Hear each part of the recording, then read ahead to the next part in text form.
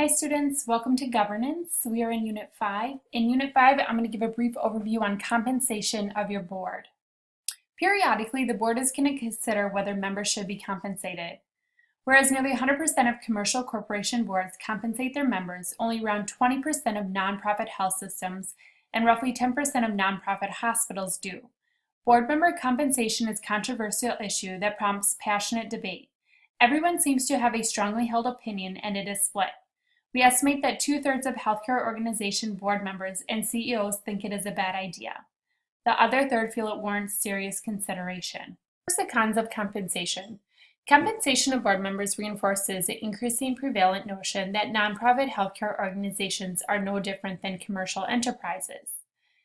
The amount that most healthcare organizations are willing to pay board members would not make an appreciable difference in attracting or retaining the most able individuals, increasing meeting attendance and stimulating participation. Another compensation of nonprofit organizations board members is an uncommon practice.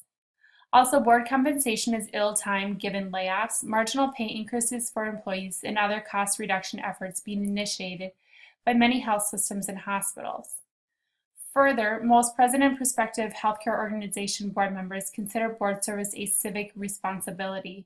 Therefore, they neither want nor expect to be compensated. Also, when serving in organization representatives or advocates, compensation might compromise board members' credibility. Their message might be perceived to have an implied disclaimer. This is a paid endorsement. And further, in some states, nonprofit organization board members are partially protected from personal liability, but only if they are unpaid. Next, a couple examples of the pros for compensation.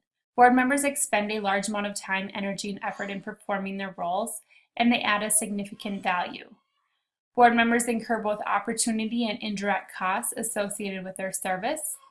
Also, the level of responsibility and accountability associated with serving on a healthcare organization board far exceeds that associated with other nonprofit organizations. Compensation makes it easier to attract and retain the most qualified and able individuals. It also will stimulate better attendance and higher levels of participation at board and committee meetings. Compensation makes it easier to have in higher expectations of board members and place a greater demand on them. Further, commercial corporations compensate directors. Healthcare organizations' board membership is equally important and demanding. Therefore, such service warrants compensation.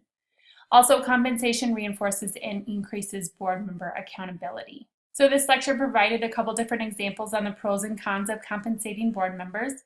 So make sure you complete your lecture review this week, your discussion board posting, as well as your responses to your peers, and make sure you double check your weekly units for any assignments and due dates. If you have any questions, please let me know. Otherwise, have a great week.